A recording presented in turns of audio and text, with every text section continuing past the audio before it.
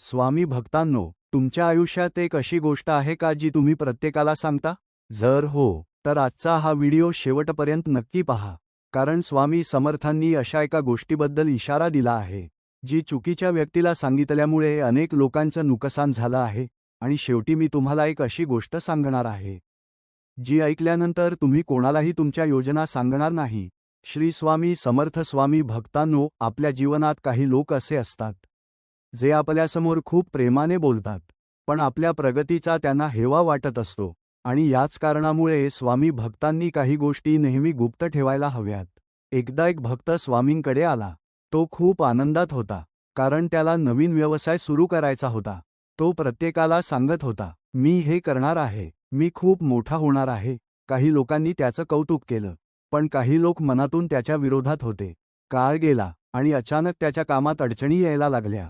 त्याचं मन खचलं. तेव्हा तो स्वामींकडे गेला आणि म्हणाला, स्वामी, माझं काम का अडत आहे?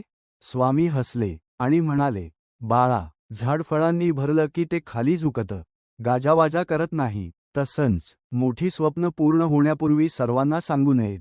भक्ताला आपली चूक समजली. स्वामी भक्तांनो, तुमची स्वप्न, तुमच्या योजना, तुमची प्रगती प्रत्येकाला सांगण्याची गरज नसते, कारण जगात सर्वजण तुमचं भलं इच्छितातच असं नाही.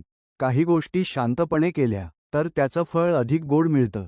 स्वामी म्हणतात, तुमचं कर्म करत राहा, फळाची चिंता करू नका आणि भिवू नकोस, मी तुझ्या पाठीशी आहे. स्वामी भक्तांनो, जर तुम्हाला रोज स्वामी समर्थांच्या कथा, संदेश आणि प्रेरणादायी व्हिडिओ पाहायचे असतील, तर आत्ताच आपल्या चॅनलला सबस्क्राईब करा आणि बेल आयकॉन दाबायला विसरू नका.